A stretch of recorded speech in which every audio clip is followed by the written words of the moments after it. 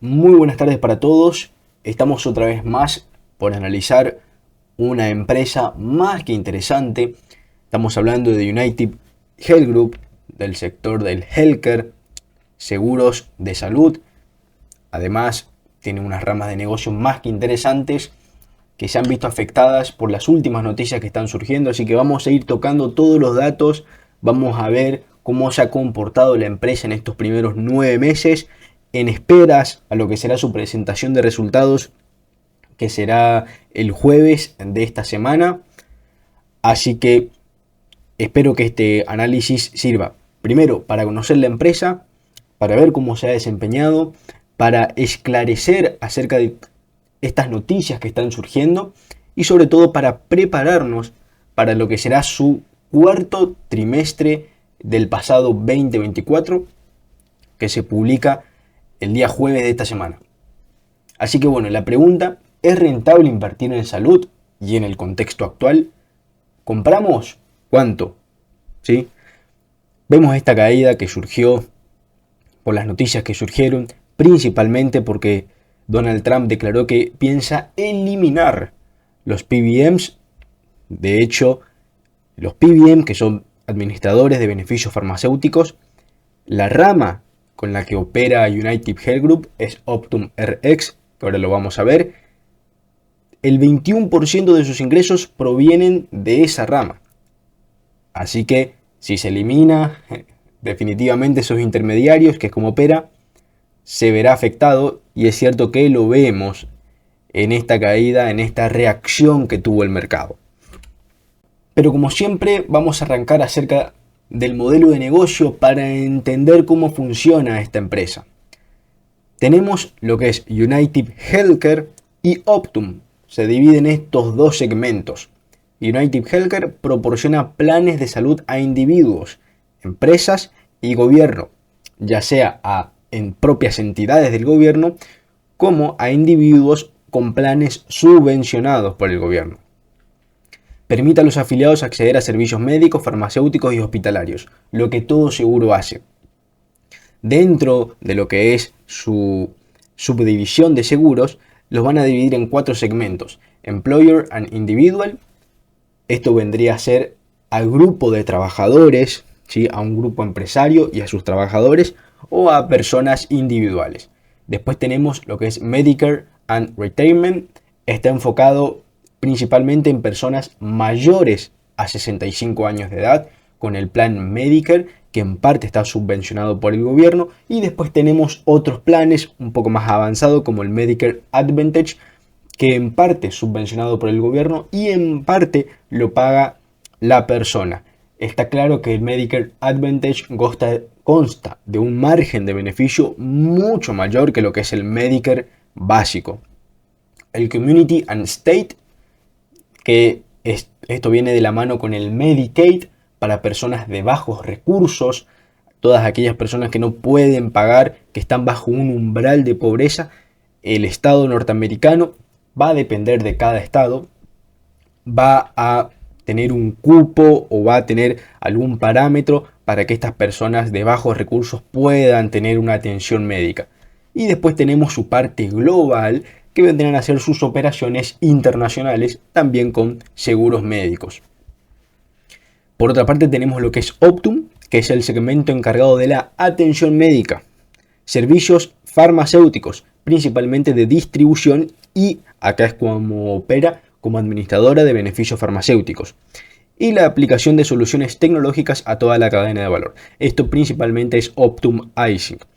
Empezó a desarrollarlos. Optum Health, servicios de atención médica, sanatorios y clínicas. Optum Rx, tenemos la distribución de fármacos por un lado, y por el otro lado la administradora de beneficios farmacéuticos, que vendrían a ser aquellos que negocian con productores de fármacos, productores de medicinas, farmacias y aseguradoras. Todo esto negocia para que en tales planes de seguros o bajo tales recetas esté cubierto en parte o se logren bajar los precios de esos medicamentos. Ese es el fin, que se logren bajar los precios de los medicamentos.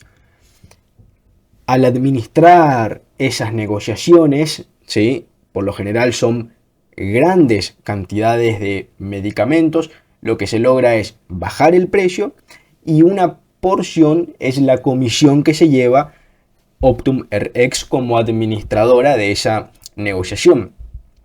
Esa vendría a ser la tarea. Ahora, este segmento está puesto en duda por las razones que veremos un poco más adelante. Y en lo que son sus ingresos, el 78% proviene de primas de seguros, el 12% de productos y servicios, todo esto referido a la atención médica, sus servicios farmacéuticos y servicios tecnológicos, que me olvidé de explicarlo, vendrían a ser, lo que entiendo es un servicio de software que vende tanto a hospitales como a clínicas para que puedan administrar, para que puedan funcionar de una manera más eficiente. Vendría a ser una parte de software, el software que tiene diseñado United Health Group. Eso lo brinda a otras empresas, a hospitales, a clínicas, para que sea más eficiente. Y el 1% proviene de inversiones, que esto también es una parte muy rentable, de las primas que se van pagando. Por lo general se invierte hasta que el consumidor o el afiliado ocupe ese dinero. Entonces, gran parte de las inversiones son beneficios. He visto las inversiones que tiene United Health Group, principalmente están en bonos del Tesoro norteamericano a largo y a corto plazo, así que más que seguras sus inversiones. Bueno, el 1%, que es aproximadamente 3 billions, proviene de este segmento, así que es bastante dinero. Ahora bien, para entender aún más cómo funciona una aseguradora y sobre todo empezar a ver qué tipo de ventajas competitivas hay en estos sectores. Funciona como intermediario entre afiliados, que son los asegurados, y proveedores de servicios médicos, ya sean hospitales, clínicas o farmacias. Negocia con proveedores para establecer tarifas y redes de atención que beneficien tanto a los afiliados, aquellos que pagan la prima, como a los objetivos financieros de la empresa, en este caso de United Health Group. Controlan los costos de la atención médica mediante acuerdos con redes de proveedores y programas de gestión de riesgo. Esto ya es más lo que es la operativa del negocio. Pero aquí lo importante, lo que entra en esto, es el gasto por prima. Actualmente en United Health Group estamos rondando un gasto por prima de 85,2%.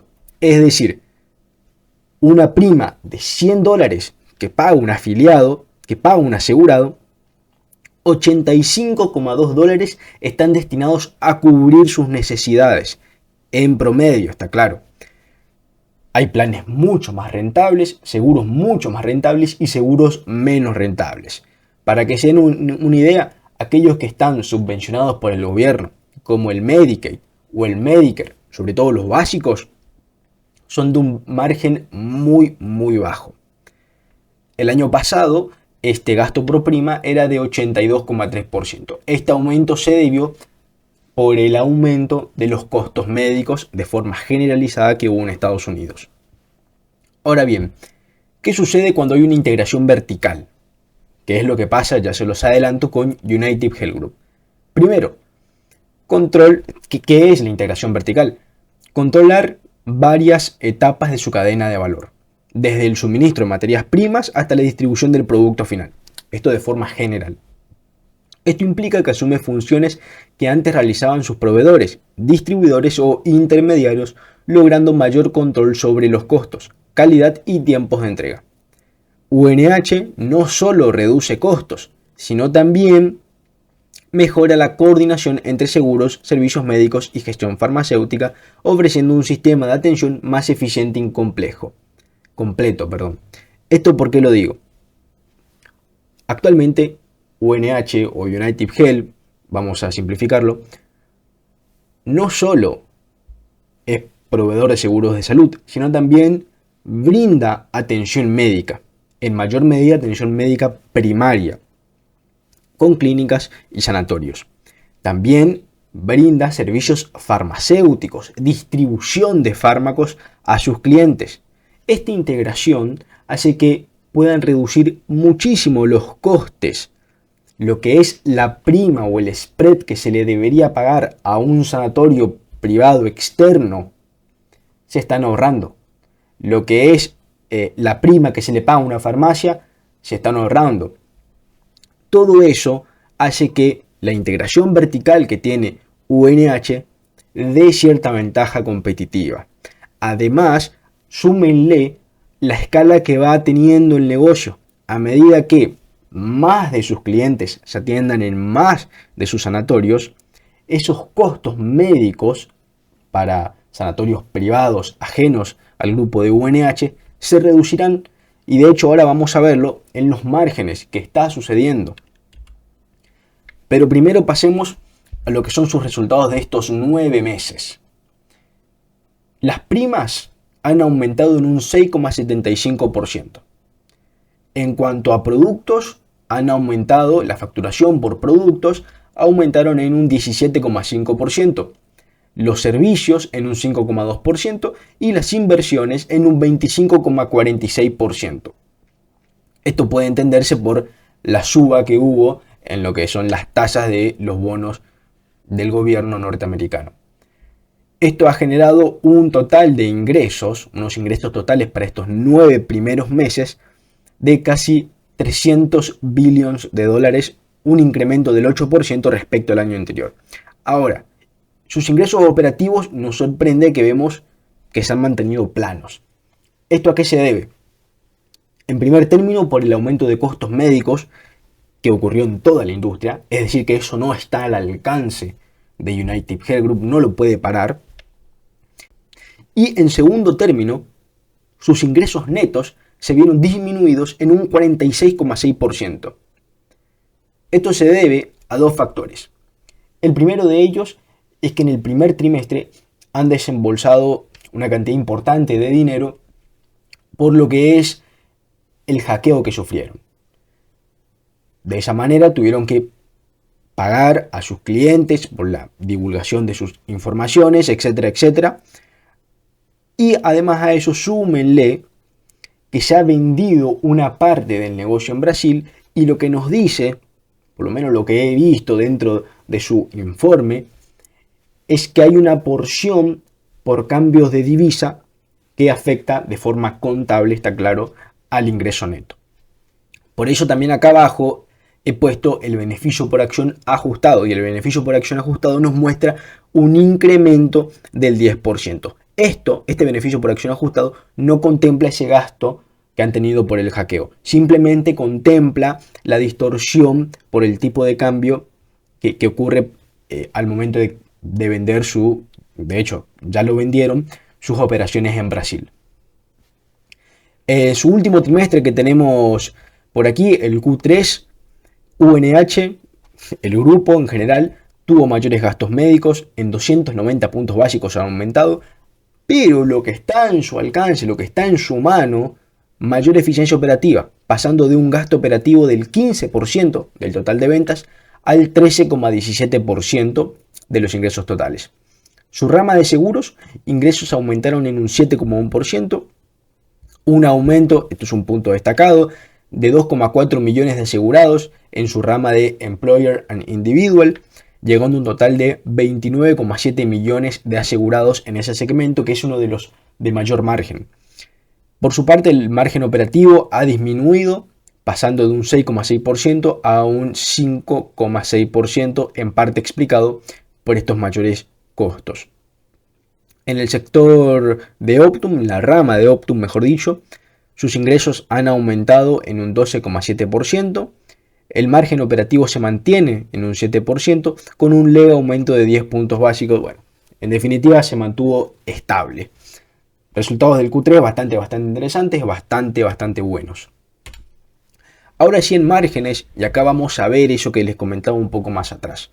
Margen bruto se mantiene estable, ¿sí? Estos últimos años, y lo extrapolo a lo que será el año completo 2024, tendremos márgenes menores, así como un retorno sobre capital invertido menor, un margen operativo menor y un margen neto, está claro que también menor. Lo que más me llama la atención es su retorno sobre capital invertido, y ahora veremos la comparativa con CBS, que entiendo que es una de las empresas más comparables a United Health Group.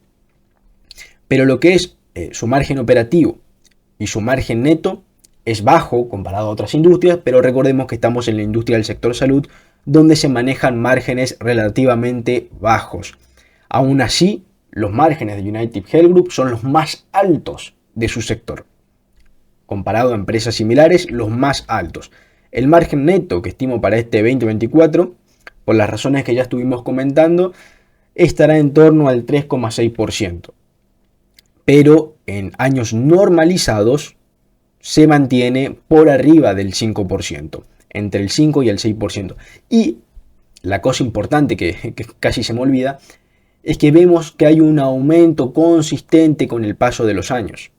Comenzamos en el 2016, con un margen neto, un margen operativo relativamente más bajo de lo que estamos actualmente. Esto se explica, y un retorno sobre capital invertido sobre todo, y esto se explica porque su negocio de atención médica va adquiriendo más escala.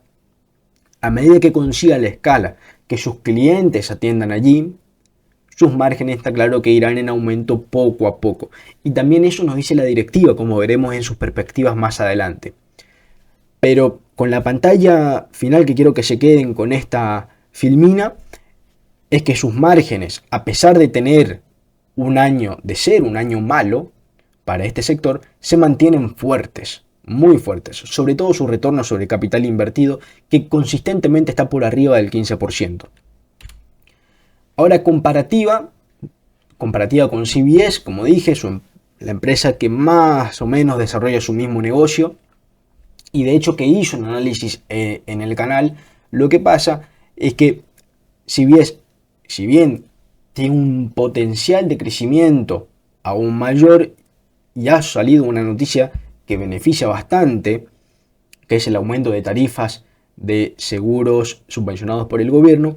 ¿Qué sucede? Que CBS tiene en mayor parte seguros de bajo margen.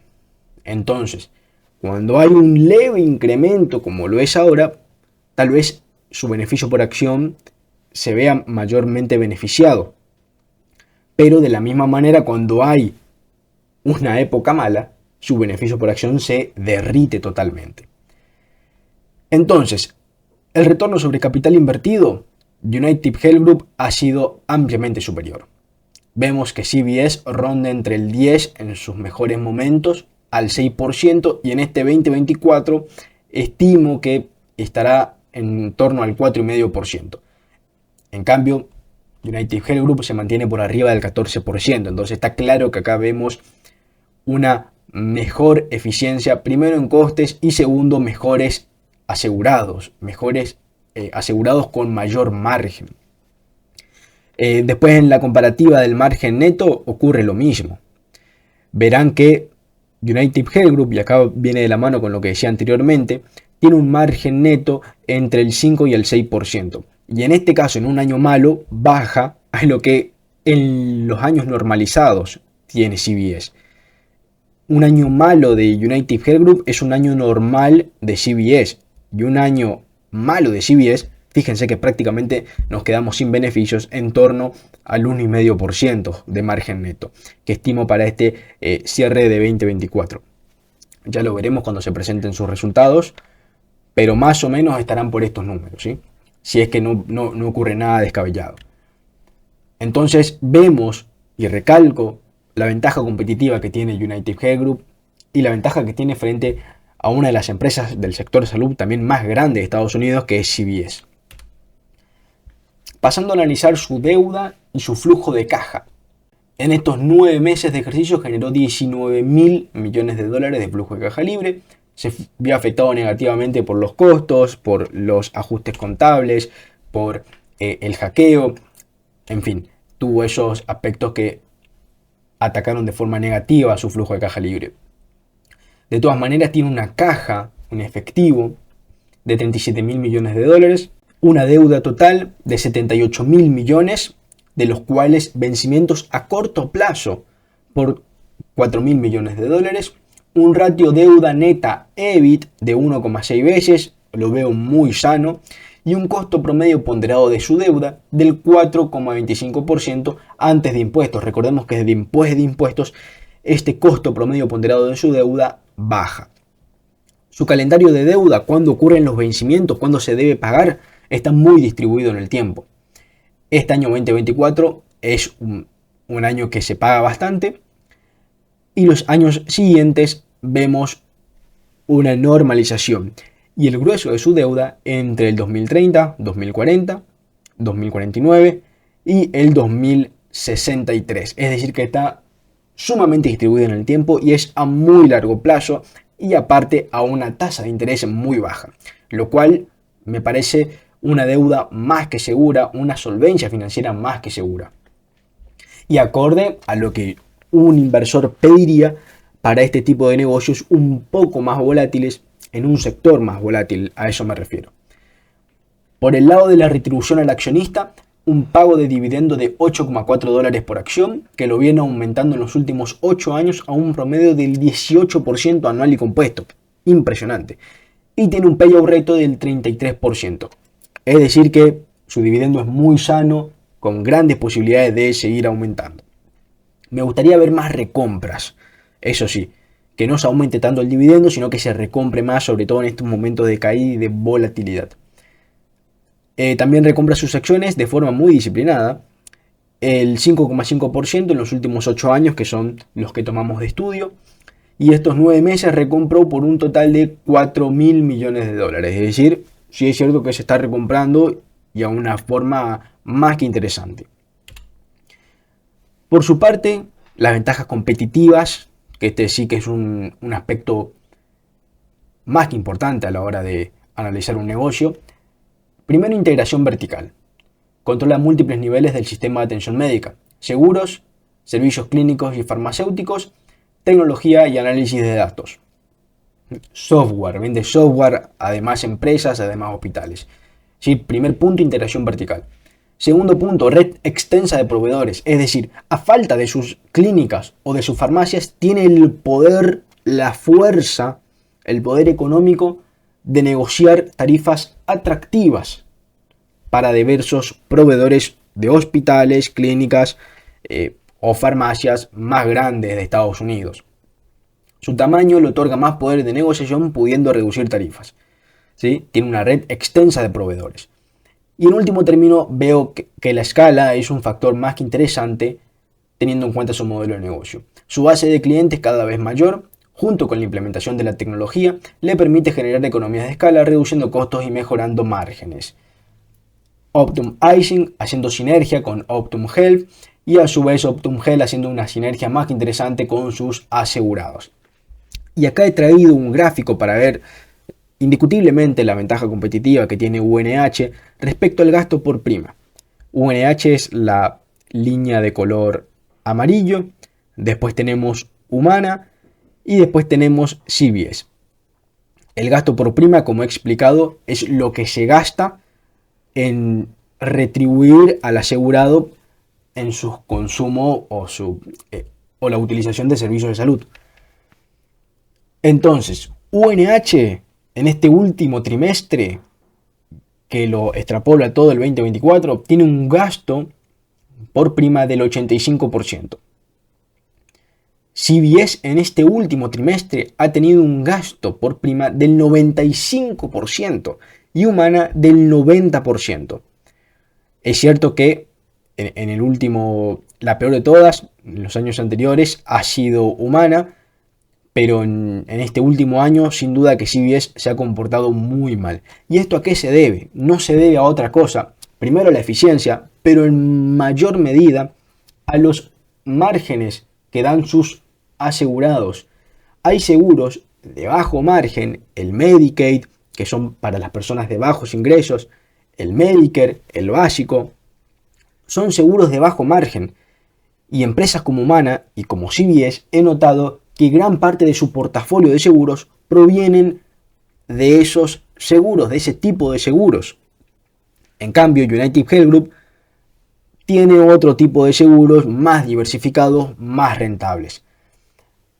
Además de eso, hay que sumarle que Trump, que lo veremos acá, no solo, voy a mencionar un par de noticias, pero decía que Trump ha dicho que planea reducir lo que es el Obamacare. Obamacare es una ley de Estados Unidos que expande el Medicaid. El Medicaid, como he dicho, seguros subvencionados por el gobierno para personas de bajos recursos.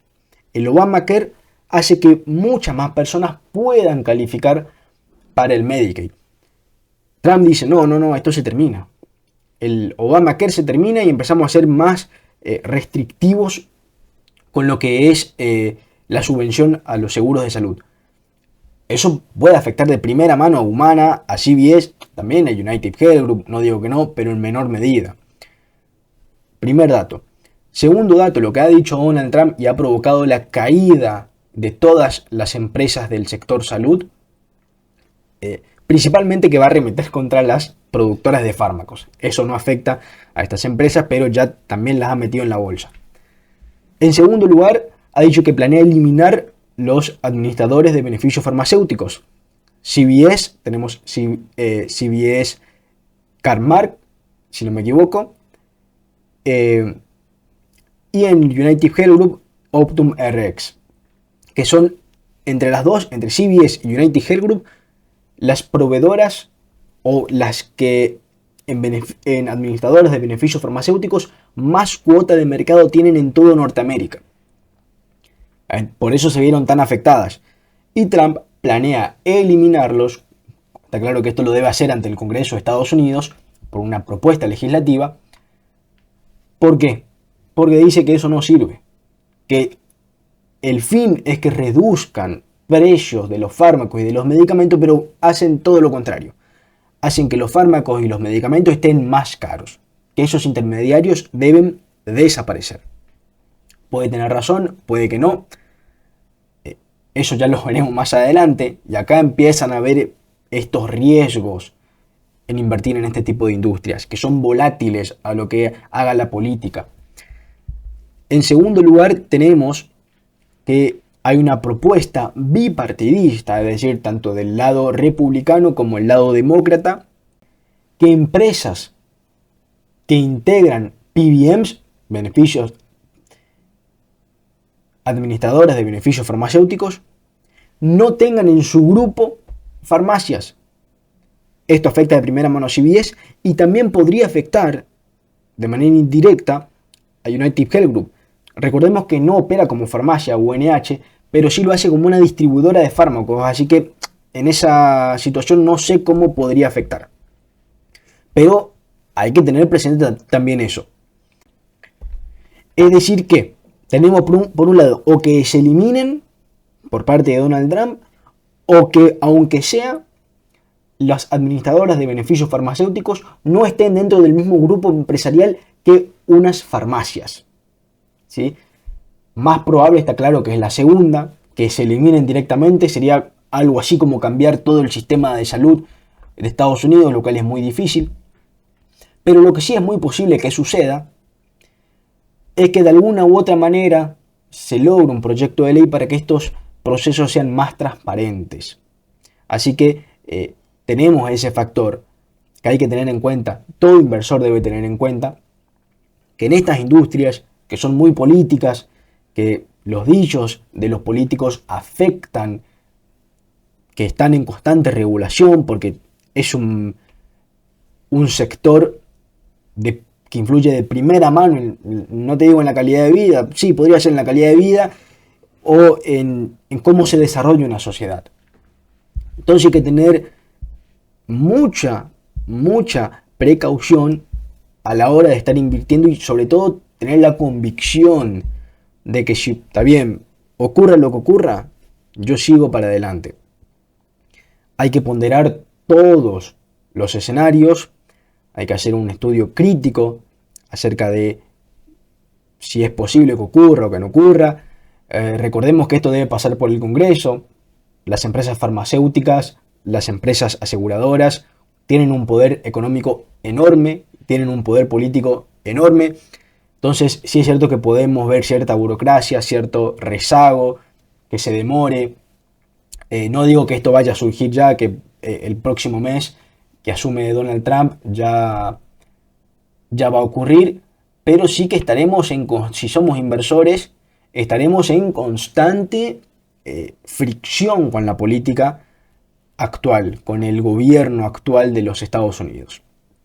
Eso por un lado. Por el otro lado, ¿qué nos dice la directiva acerca de las perspectivas futuras que tiene el negocio? Según el último informe que ha sido publicado el mes pasado, se plantea un guidance para el año 2025 y los años siguientes. El crecimiento por acción que se espera es entre el 13 y el 16%. Un crecimiento más que elevado, enorme diría yo. Encantado de invertir en una compañía así. Ingresos totales para el 2025 entre 450 billions y 455 billions. Un beneficio por acción ajustado de 29,5 dólares por acción o 30 dólares por acción y un margen operativo de 8,3% o 8,6%, entre esos valores aproximadamente. Además, se espera un crecimiento en márgenes operativos a largo plazo que viene de la mano con lo que comenté anteriormente y que las recompras de acciones contribuyan en torno a un 3 y a un 5% en los beneficios por acción. Un retorno sobre el equity, sobre el patrimonio neto, del 20% y un retorno sobre el capital invertido entre el 15 y el 17%. Es decir, que estamos hablando de una perspectiva brillante. También hay que tomarles con pinzas. Es una frase muy famosa que se dice: no le digas a tu peluquero si necesitas un corte. Estamos tomando estas perspectivas de la propia directiva. Entonces hay que tomarlas con pinzas. En nuestras proyecciones seremos mucho más conservadores que estos números, pero bueno, sí hay que aunque sea leerlas y ver que la directiva está comprometida con el crecimiento a largo plazo de la empresa. Ahora sí, ya pasando lo que es el descuento de flujo de caja y comenzando a ver lo que son las diferentes valoraciones, tenemos unas ventas totales para este año 2024 de 390 billions, un flujo de caja libre para el año completo de 20 billions, una deuda neta de 40 billions, acciones en circulación de 930 millones. ¿Y qué estimamos? Primero, una tasa de descuento del 7,03% en concuerdo con lo que sería su WACC, su coste promedio ponderado del capital, que lo van a tener en esta parte de acá. Sumamos todas las deudas, todo su coste, como lo he dicho, 4,25 antes de impuestos. Después de impuestos le queda un coste de deuda efectivo del 3,5%, muy barato, muy barato, y la WACC del 7,03%. Entonces, escenario pesimista crecimiento del 3% al 2%, rentabilidad del flujo de caja libre que ronda lo más pesimista al 5%, lo más optimista al 6%. Y un crecimiento del 6 y el 4%, conservador del 4%, crecimiento terminal del 1 al 2% y múltiplo final de valoración 16, 18 y 20 veces. ¿Por qué hago esto? Me los han preguntado. Resulta que cuando uno utiliza la WACC como tasa de descuento, en algunas compañías va a ver que te da un valor extremadamente alto. Eso se debe a que la WACC es muy baja. Entonces utilizo el múltiplo final, que es acorde a lo que cotiza, a su cotización en relación al flujo de caja libre. La utilizo y utilizando esos dos métodos se elimina ese factor o se elimina esa distorsión por la WACC muy baja. Como vemos acá, el valor terminal que nos da el método de WACC es aún mayor que el que nos da el múltiplo final. Entonces, en este caso estamos siendo más conservadores. Hay casos en los que el múltiplo final es más optimista y la WACC más conservadora. Y hay otros casos en que la WACC es extremadamente optimista y el múltiplo final frena un poco y hace una especie de promedio. En el escenario más pesimista tenemos un valor de la acción de 348 dólares, en el escenario conservador 471 y en el escenario optimista 610 dólares por acción. Si lo promediamos por el grado de ocurrencia, que creo que puede suceder del 20%, 45% y 35%, el valor intrínseco de United Health Group está en los 495 dólares. Pasando a analizarla por el método de Graham y posteriormente por múltiplos, pronosticando un crecimiento del 7%, sumando los dividendos y las recompras, El precio con margen de seguridad está en los $466. El método conservador en 290 y valorándola por múltiplos, un múltiplo precio-beneficio de 22 veces, $609, 20 veces, $553, que es la media. Entonces, estas son las valoraciones y con esto pasamos a la conclusión del análisis. La gran pregunta entonces es si compramos. ¿Cuánto compramos? Sector susceptible a regulaciones y a cambios de reglas de juegos. Planes como el Obamacare pueden ser afectados, lo que estábamos viendo anteriormente. Incertidumbre en el sector, eso es de forma intrínseca en este sector. Siempre va a haber incertidumbre, nunca podremos estar lo suficientemente seguros si las reglas del juego no cambiarán.